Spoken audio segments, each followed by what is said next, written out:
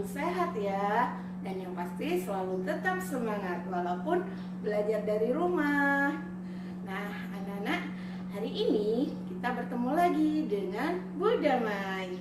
Kali ini kita akan belajar tentang akidah akhlak, yaitu tentang iman kepada kitab-kitab Allah.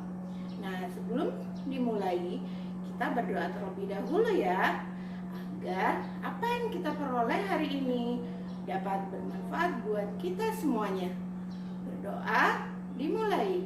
Bismillahirrahmanirrahim. Rabbi zidni ilma warzuqni fahma. Nah, apakah kalian tahu perintah beriman kepada kitab-kitab Allah itu tercantum dalam Al-Quran surah An-Nisa ayat 136. Wahai orang-orang yang beriman, tetaplah beriman kepada Allah dan Rasul-Nya, dan kepada kitab yang Allah turunkan kepada Rasul-Nya, serta kitab yang Allah turunkan sebelumnya.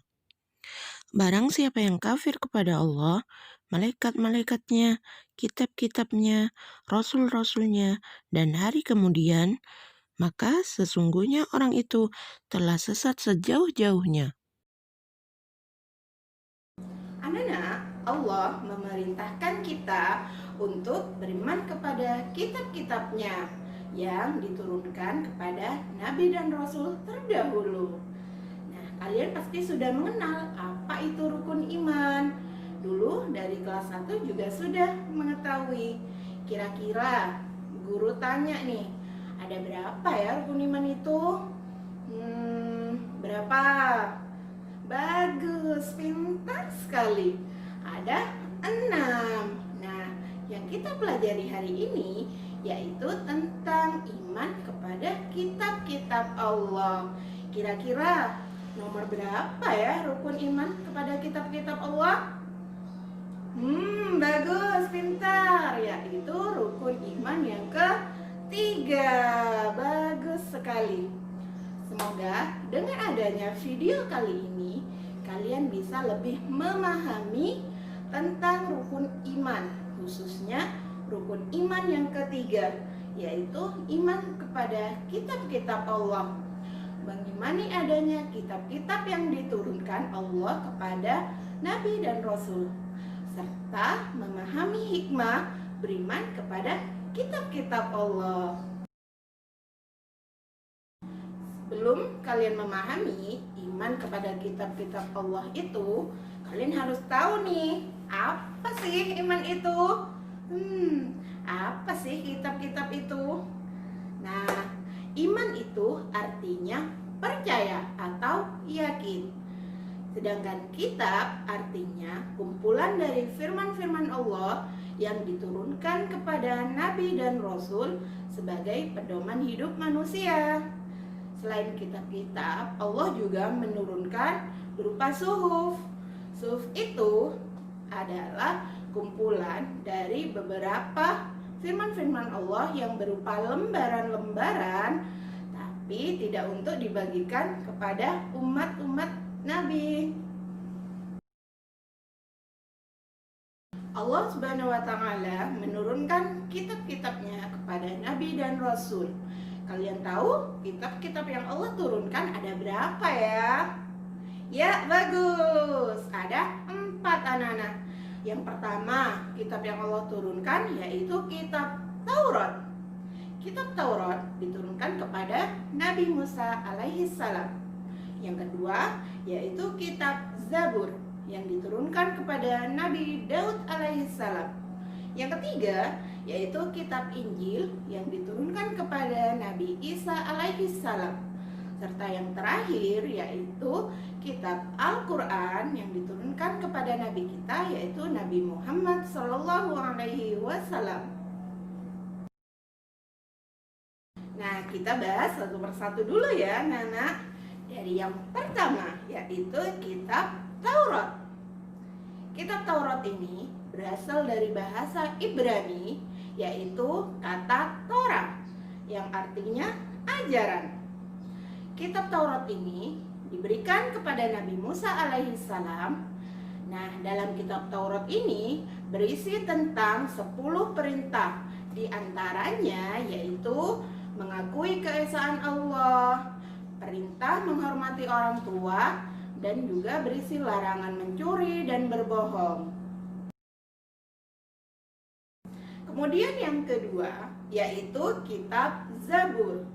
Nah, kitab Zabur ini berasal dari kata Zabara yang artinya menulis. Kitab Zabur ini diturunkan kepada Nabi Daud alaihissalam.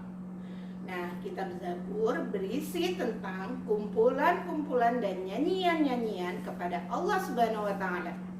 Juga berisi tentang doa-doa, zikir-zikir, dan juga kata-kata nasihat. Nah, sekarang kitab yang ketiga yaitu kitab Injil.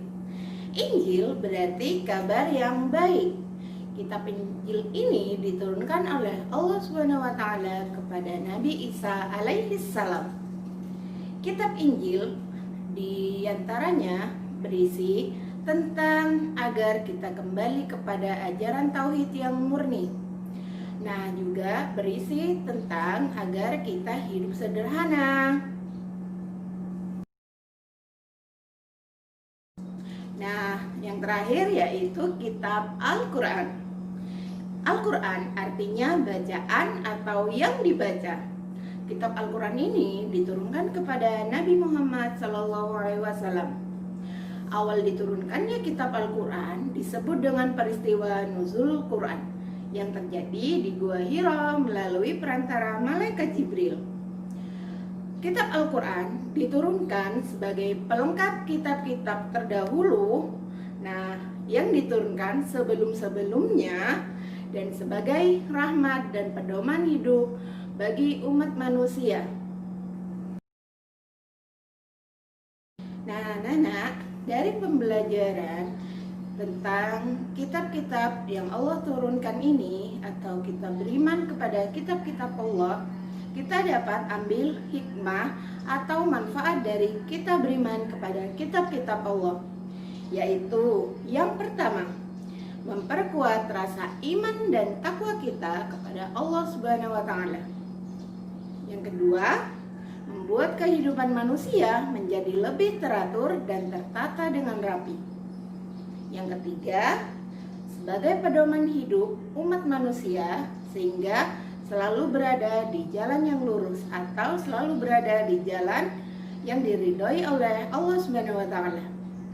Kemudian yang keempat yaitu semakin termotivasi diri kita sendiri untuk menjalankan perintah Allah karena Allah menjanjikan yaitu surga. Nah, untuk yang terakhir yaitu yang kelima, semakin bersemangat kita untuk menjauhi larangan-larangan Allah karena selain ada surga pasti ada juga neraka. Jadi kita selalu agar termotivasi dalam menjalankan perintah-perintah Allah dan menjauhi segala larangan-larangan Allah agar hidup kita menjadi selamat dunia dan akhirat.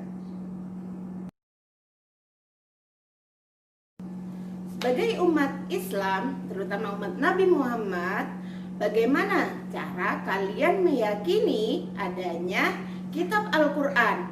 Nah, kalian bisa tanyakan kepada orang tua misalnya, kepada kakak, kepada saudara-saudara yang lain. Bagaimana caranya? Oke? Nah, semoga dari video kali ini bermanfaat buat kalian semua. Sebelum Bu Guru akhiri, kita mengucapkan hamdalah bersama-sama. Alhamdulillahirabbil alamin. Sekian, wassalamualaikum warahmatullahi wabarakatuh.